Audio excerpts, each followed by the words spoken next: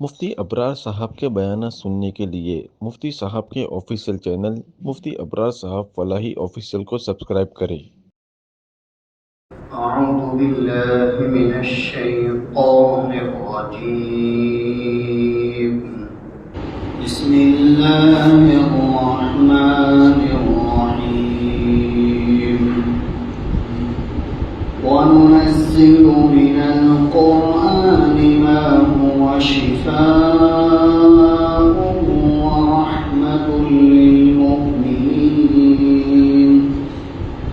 وَلَا يَزِيدُ الظَّالِمِينَ إِلَّا خَسَارًا وَإِذَا أَنْعَمْنَا عَلَى الْإِنسَانِ أَعْرَضَ وَنَأَىٰ بِجَانِبِهِ وَإِذَا مَسَّهُ الشَّرُّ كَانَ يَئُوسًا قُلْ كُلٌّ يَعْمَلُ عَلَى شَاكِلَتِهِ فَرَبُّكُمْ أَعْلَمُ بِمَنْ هُوَ أَهْدَىٰ سَبِيلًا صدق اللہ العظیم۔ اور ہم قرآن کو نازل کرتے ہیں ان چیزوں کے ساتھ جو مومنین کے لیے شفا ہے اور رحمت ہے، اور ظالم لوگ اس سے نقصان اور خسارے کے علاوہ کچھ حاصل نہیں کرتے ہیں۔ اور جب ہم انسان پر اپنی نعمتوں کو برساتے ہیں تو وہ اعراض کرنے لگتا ہے اور پہلو دہی اختیار کر لیتا ہے، اور جب کوئی مصیبت یا شر اس کو پہنچتی ہے تو نا امید ہو جاتا ہے۔ اے پیغمبر صلی اللہ علیہ وسلم، آپ کہہ دیجئے کہ ہر ایک شخص اپنی فطرت کے مطابق عمل کرتا ہے، بس تمہارا رب اچھی طرح سے جانتا ہے ان لوگوں کو جو اس میں زیادہ سیدھے راستے کو پانے والے ہیں، جو ہدایت کی طرف زیادہ آگے بڑھنے والے ہیں۔ یہ سورہ بنی اسرائیل کی 82، 83 اور 84 نمبر کی آیات ہے۔ ان آیات میں اللہ تبارک و تعالیٰ نے سب سے پہلے اپنے کلام پاک کے باب میں کچھ چیزوں کو ذکر کیا، اس لیے کہ اوپر والی آیت میں اللہ رب العزت نے حق کے غلبے کو ذکر کیا تھا اور فرمایا تھا کہ وَقُلْ جَاءَ الْحَقُّ وَزَهَقَ الْبَاطِلُ۔ اے پیغمبر صلی اللہ علیہ وسلم، آپ کہہ دیجئے کہ حق غالب آ گیا اور باطل مٹ گیا، بے شک باطل مٹنے ہی والا تھا۔ یہ آیت کریمہ فتح مکہ کے موقع پر نازل ہوئی تھی، جب رسول اللہ صلی اللہ علیہ وسلم فاتحانہ طور پر سن 8 ہجری میں رمضان المبارک کی 20 تاریخ کو مکہ مکرمہ کے اندر آپ داخل ہوئے، عزت کے ساتھ، احترام کے ساتھ، وقار کے ساتھ۔ اللہ تبارک و تعالیٰ نے آیت کریمہ اس وقت نازل فرمائی اور اس میں اس بات کو ذکر کیا کہ آپ کی ہجرت کے چند سال گزرے ہیں، ابھی ہجرت کر کے جانے کو 7 سال 8 سال ہوئے ہیں، اور صلح حدیبیہ جو 2 سال پہلے کفار اور مشرکین کے ساتھ ایک معاہدہ ہوا تھا سن 6 ہجری میں، اور اس معاہدے کے اندر یہ بات طے ہوئی تھی کہ 10 سال تک ہم میں سے کوئی ایک دوسرے کے ساتھ نہیں جھگڑے گا اور نہیں لڑے گا، جس کو صلح حدیبیہ کہتے ہیں۔ صلح فتح کے اندر تفصیل سے ہم نے اس کا مضمون پڑھا، تو ابھی صلح حدیبیہ کے اندر تو 10 سال تک کا معاہدہ ہوا تھا کہ مشرکین اور مسلمان، مدینہ والے اور مکہ والے، کہا کہ آپس میں جھگڑا نہیں کریں گے، لڑیں گے نہیں، اور دونوں ایک دوسرے کے ساتھ مل جل کر رہیں گے۔ لیکن مشرکین کی طرف سے اس عہد کو، اس عہد نامے کو اور اس جو ہے وہ ملاقاتی بات کو ختمہ کر دیا گیا، اور ان کی طرف سے پہل ہوئی اور انہوں نے وعدے کو توڑ دیا، وعدہ ٹوٹا۔ اللہ کے رسول صلی اللہ علیہ وسلم نے مکہ کے اوپر حملہ کیا اور مکہ مکرمہ کو فتح کیا۔ یہ آیت کریمہ اس وقت نازل ہوئی۔ اللہ تبارک و تعالیٰ نے اپنے صحابہ کرام رضی اللہ عنہم کو اور نبی اکرم صلی اللہ علیہ وسلم کو اطمینان دلایا اس لیے کہ حضور علیہ السلام کو اس سے پہلے بہت تکلیفوں کا سامنا کرنا پڑا۔ غزوہ احزاب جو سن 5 ہجری میں پیش آیا، آپ کو بڑی تکلیفوں کا سامنا کرنا پڑا۔ اس کے علاوہ بھی نجی معاملات میں بھی بڑی تکلیفوں کا سامنا کرنا پڑا، جیسا کہ ہم نے اس سے پہلے والے رکوع کے اندر پڑھا کہ مشرکین مکہ کوئی موقع ایسا نہیں چھوڑتے تھے کہ جس میں وہ رسول اللہ صلی اللہ علیہ وسلم کو تکلیف پہنچا سکتے ہو اور تکلیف نہ پہنچا، کہ ہر موقع پر تکلیف پہنچا دے اور ہر وہ بات اب کے سامنے رکھنے کو تیار ہو جاتے جس میں ان کی کسی نہ کسی مرضی کی بات ہوتی، یا ان کے بتوں کی تعریف ہوتی، یا ان کو کوئی اپنا مسئلہ ایسا نکالنا ہوتا تو ساری باتیں رکھتے تھے۔ تو یہاں پر اللہ تبارک و تعالیٰ نے اس بات کو ذکر کیا کہ حق غالب آ گیا اور باطل مغلوب ہو گیا۔ بے شک باطل مٹنے ہی والا تھا کہ اللہ تبارک و تعالیٰ نے باطل کو مٹنے ہی کے لیے پیدا کیا ہے کہ یہ مٹے گا، اسی لیے اس کی مثال دی جاتی ہے کہ باطل کی مثال، کفر کی مثال، شرک کی مثال، کہا کہ آگ لگنے کے بعد اٹھنے والے دھوئیں کی طرح۔ آگ لگنے کے بعد جو دھواں اٹھتا ہے وہ دھواں دور سے دیکھ کر آدمی حیران رہ جاتا ہے، دھواں اتنا سارا، اس کی کتنی طاقت ہوگی، کیا ہوگی، لیکن تھوڑی دیر کے بعد وہ دھواں جو ہے وہ ختم ہو جاتا ہے۔ چند گھنٹوں کے اندر چاہے جتنی بھی بڑی آگ ہو تاکہ وہ دھواں ختم ہو جاتا ہے۔ کہا کہ باطل کی مثال ایسی ہے کہ جب یہ اٹھتا ہے اپنی پوری طاقت کے ساتھ، اپنی پوری جو ہے وہ وجاہت کے ساتھ اٹھتا ہے، لیکن چند لمحوں میں کہا کہ وہ ختم ہو جاتا ہے، کافور ہو جاتا ہے۔ اور حق کی مثال درخت کے ذریعے سے دیتے ہیں کہ درخت بظاہر بہت چھوٹا دکھائی دیتا ہے، بہت معمولی ہوتا ہے، لیکن اس کی جڑیں بہت اندر تک پھیلی ہوتی ہے۔ بسا اوقات ایک ایک درخت کی جڑیں کئی کلومیٹر تک نکل جاتی ہیں۔ دیہاتوں میں رہنے والے جانتے ہیں کہ ایک ایک درخت کی جڑیں کئی کلومیٹر تک نکل جاتی ہے، اس کی مضبوطی کی علامت ہوتی ہے۔ یاد اللہ تبارک و تعالیٰ یہاں پر یہی بات ذکر کر رہے ہیں کہ پیغمبر صلی اللہ علیہ وسلم آپ ان لوگوں سے کہہ دیجئے کہ حق آ گیا اور باطل مغلوب ہو گیا، مٹ گیا، بے شک باطل مٹنے ہی والا ہے۔ آگے اللہ رب العزت نے اپنے کلام پاک کے باب میں فرمایا وَنُنَزِّلُ مِنَ الْقُرْآنِ، اور ہم قرآن میں سے ان چیزوں کو اتارتے ہیں مَا هُوَ شِفَاءٌ، جو شفا ہے، وَرَحْمَةٌ لِّلْمُؤْمِنِينَ، اور مومنین کے لیے رحمت ہے۔ دو باتوں کو یہاں پر ذکر کیا، ایک تو قرآن کریم کو شفا کہا گیا، جیسا کہ ذکر کیا کہ یہ روحانی بیماریوں کے لیے بھی شفا ہے اور جسمانی بیماریوں کے لیے بھی شفا ہے، دونوں طرح کی بیماریوں کے لیے شفا ہے۔ روحانی بیماری حسد ہے، کینہ ہے، برے اخلاق ہے، فاسد مادہ ہے، کسی کے باب میں جلن ہے، تو یہ سب روحانی بیماریاں ہیں۔ اور ظاہری بیماریاں، جیسے آدمی کو ظاہری طور پر بیماری لگتی ہے، تاکہ ان دونوں بیماریوں کی اللہ تبارک و تعالیٰ نے شفا اس میں رکھی، تو دونوں بیماریوں کے اعتبار سے اللہ نے اس میں شفا رکھی ہے کہ یہ روحانی بیماری کا بھی علاج ہے اور جسمانی بیماری کا بھی علاج ہے۔ اسی لیے نبی اکرم صلی اللہ علیہ وسلم ایک روایت میں ذکر فرماتے ہیں علیکم بالشفاءین، تمہارے اوپر دو شفا دینے والے لازم ہے، القرآن والعسل، ایک قرآن اور ایک عسل یعنی شہد، یہ دونوں شفا دینے والے ہیں اور یہ دونوں کو تم لازم پکڑو، ان کو پکڑے رہو مضبوطی کے ساتھ، ایک اللہ کے کلام کو اور ایک شہد کو، تاکہ یہ دونوں شفا دینے والے ہیں۔ اسی حدیث کی بنیاد پر حضرات علماء محدثین مفسرین نقل کرتے ہیں کہ اللہ کے رسول صلی اللہ علیہ وسلم نے دو چیزوں کو شفا کہا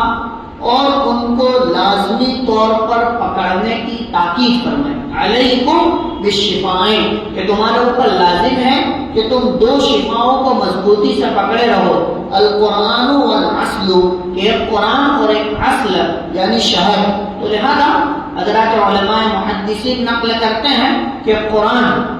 روحانی بیماری کا علاج ہے اور شہد کہا کہ جسمانی بیماری کا علاج ہے۔ رسول اللہ صلی اللہ علیہ وسلم نے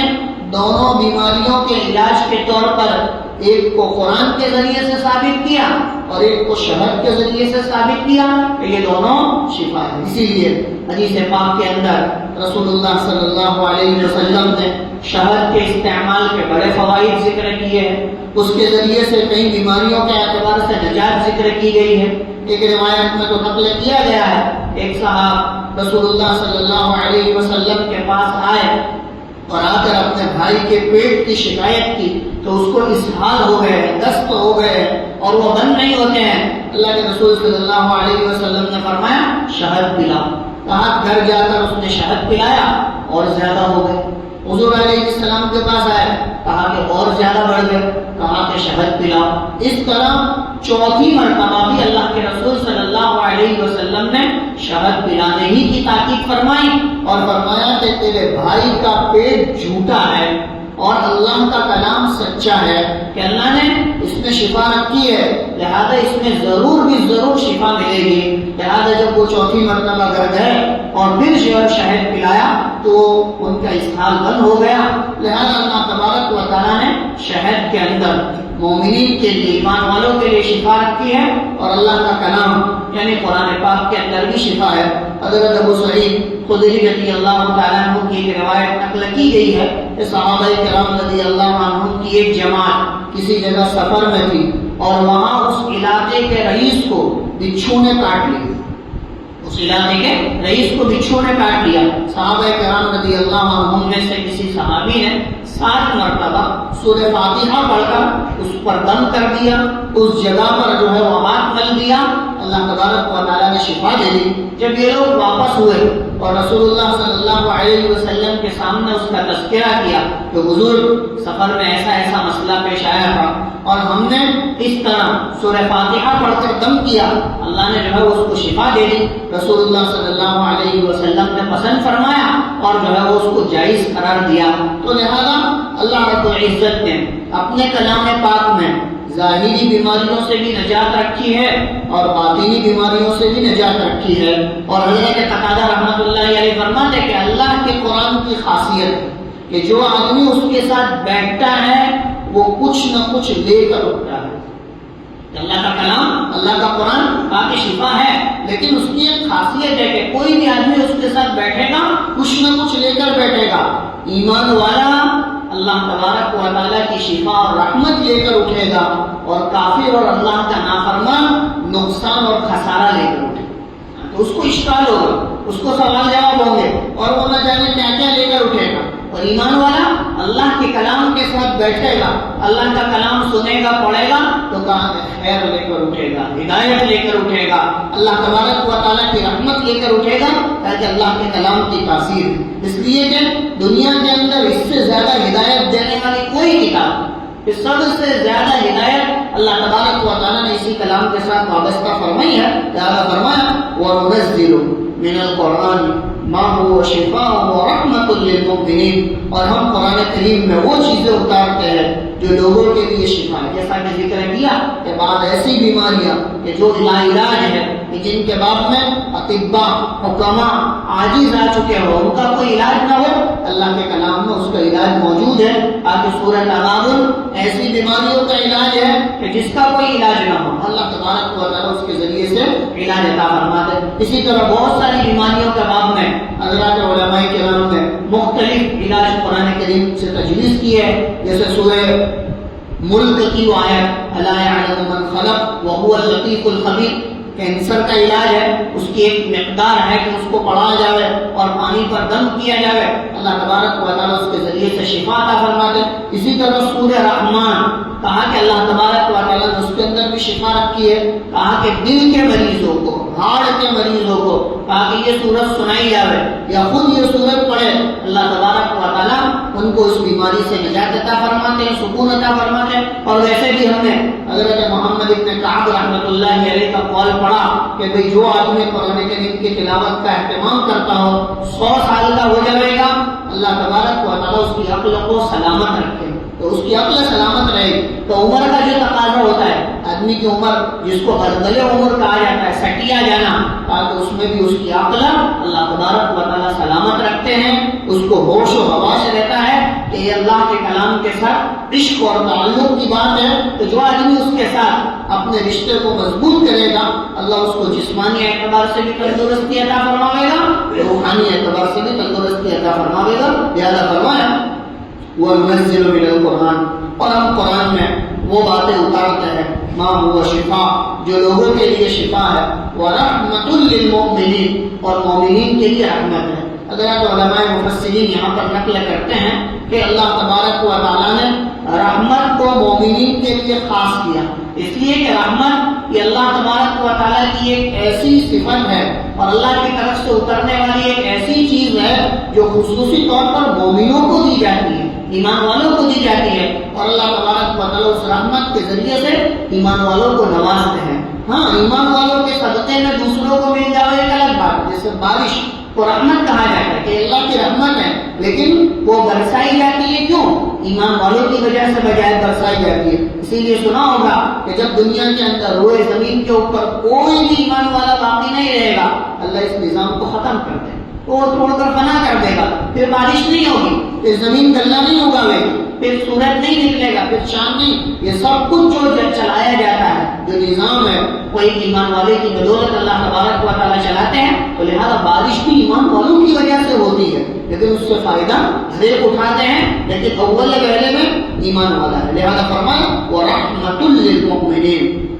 اور اللہ تبارک و تعالیٰ کی طرف سے مومنوں کے لیے رحمت ہے۔ اللہ کا کلام جس طرح شفا ہے، اسی طرح رحمت بھی ہے کہ اللہ رب العزت نے اس کے اندر ہدایت کو چھپا کر رکھا ہے کہ اس کا پڑھنا، اس کا سننا، اس کا سیکھنا، اس کا سمجھنا، ہر چیز آدمی کے لیے رحمت ہے۔ اسی لیے ایک حدیث پاک کے اندر ذکر کیا گیا کہ جب کسی شخص کا کوئی بیٹا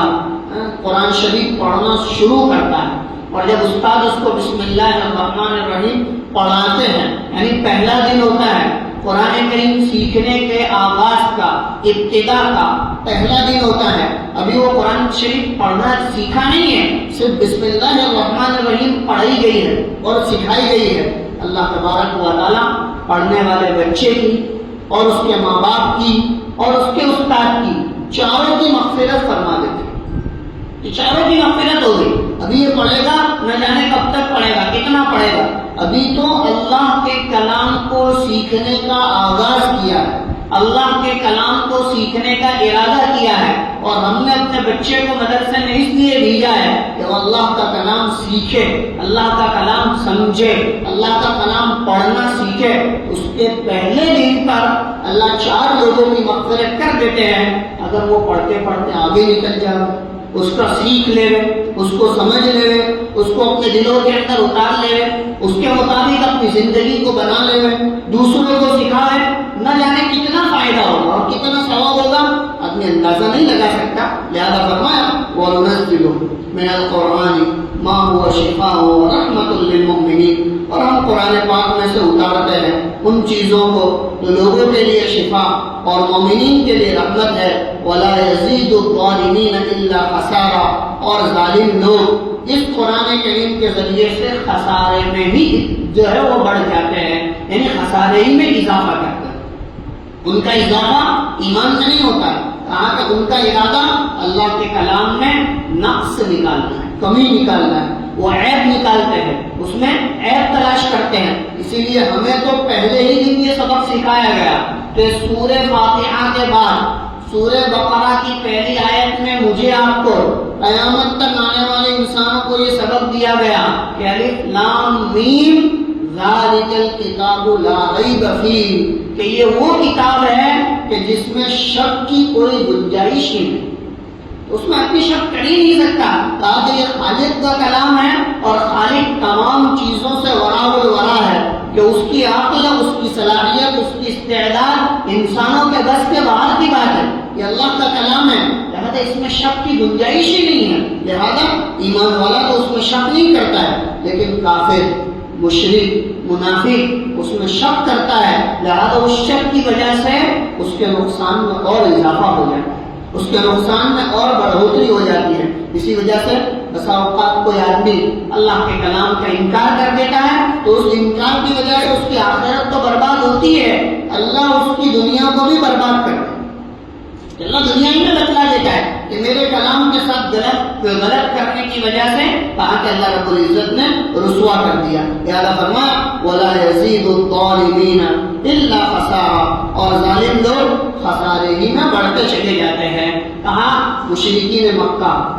اگرچہ وہ جانتے تھے کہ اللہ کے رسول صلی اللہ علیہ وسلم جو کلام لے کر آئے ہیں وہ سچا ہے، لہٰذا رات میں چھپ چھپ کر آتے تھے اور سنتے تھے اور اپنے دلوں کو تسکین دیتے تھے، لیکن صبح میں جاتے تھے وہ کلام کی غلط بات کرتے، کلام کے باب میں نافرمانی کرتے. اللہ تبارک و تعالیٰ نے ان کو دنیا کے اندر بھی ذلیل کیا اور قیامت میں اللہ تبارک و تعالیٰ آخرت میں بھی ذلیل کرے گا. اور قرآن کہا کہ یہ جو وہ لوگ جو اس کا اعزاز کرتے ہیں، جس کا اکرام کرتے ہیں، کہا کہ اللہ تبارک و تعالیٰ دنیا میں بھی ان کو عزت عطا فرماتے ہیں صاحب قرآن کو، اور آخرت میں بھی عزت عطا فرمائیں گے. اسی وجہ سے ایک روایت میں نقل کیا ہے کہ دو شفاعت کرنے والے بڑے خطرناک، دو شفاعت کرنے والے بڑے خطرناک ہیں، ایک قرآن اور ایک رمضان. یہ دونوں شفاعت کرنے میں بڑے خطرناک ہے. کہا کہ قرآن جس کے حق میں شفاعت کرے گا اس کو جنت تک لے کر جائے گا، اور جس کے خلاف شفاعت کرے گا اس کو جہنم تک پہنچا کر دے گا. جس کے حق میں شفاعت کر دی اس کو جنت تک پہنچا کر لے جاؤ. سورہ الف لام میم سجدہ کے بعد میں روایتوں میں نقل کیا گیا ہے، کتابوں میں نقل کیا ہے کہ الف لام میم سجدہ، جس کو ہم سورہ سجدہ سے تعبیر کرتے ہیں، 21ویں پارے میں کہا کہ یہ قیامت کے دن عرش کے سامنے کھڑی ہو کر اللہ تبارک و تعالیٰ سے درخواست کرے گی کہ یا اللہ میرے پڑھنے والے کی مغفرت کر ورنہ مجھے اپنے کلام سے نکال دے. میرے پڑھنے والے کی مغفرت کر ورنہ مجھے اپنے کلام سے نکال دے. لکھا ہے کتابوں میں جب تک وہ اپنے پڑھنے والے کو جنت تک نہیں لے جائے گی وہاں تک اللہ سے جھگڑتی رہے گی، اور اللہ تبارک و تعالیٰ اس کی شفاعت کو قبول کریں گے، اس کے جھگڑے کو قبول کریں گے اور اس کے پڑھنے والے کو جنت میں داخل کیا جائے. اسی طرح سورہ تبارک سورہ ملک کے بعد میں روایتوں میں نقل کیا ہے کہ اگر اس کا پڑھنے والا اپنی بدعمالی کی وجہ سے جہنم میں چلا گیا اللہ اس کو اتنی طاقت اور صلاحیت دیں گے کہ وہ اس کو جہنم سے نکال کر جنت میں لے جائے. اللہ کے کلام کی یہ تاثیر ہے. لہٰذا دو شفاعت کرنے والوں سے ڈرو، ایک قرآن اور ایک رمضان. یہ دونوں شفاعت کرنے والے ہیں، جس کے حق میں شفاعت کریں گے ان کو جنت تک لے جائیں گے، اور جس کے خلاف شفاعت کریں گے ان کو جہنم تک لے جائیں گے. لہذا اللہ تبارک و تعالیٰ کا کلام قیامت کے دن انسانوں کے لیے سفارشی بنے گا، شفاعت کرے گا، اور اس کے پڑھنے والے کو ہاتھ پکڑ کر جنت تک لے جائے گا. لہذا آدمی کو اس کلام کی عظمت کو سمجھنا چاہیے، اس کو اپنے دلوں میں اتارنا چاہیے. لہذا فرمایا وَلَا يَزِيدُ الظَّالِمِينَ إِلَّا خَسَارًا، اور ظالم لوگ اس میں خسارہ ہی پاتے ہیں، خسارے ہی میں آگے بڑھ جاتے ہیں. یا تو اس کے نفع کو سمجھ نہیں پاتے ہیں یا اس کے نفع کی جو ہے وہ انکار کر کے اپنے آپ کو نقصان تک پہنچاتے ہیں. اللہ سے دعا ہے اللہ صحیح معنی میں ان آیتوں کو سمجھنے کی توفیق عطا فرمائے، اور جو باتیں اللہ ان آیتوں میں ہمیں سمجھانا چاہتے ہیں اپنے کلام کے متعلق اللہ ہمارے سینوں میں اس کلام کی عظمت، اس کا احترام، اس کا مقام اور مرتبہ داخل فرماوے. وآخر دعوانا الحمدللہ.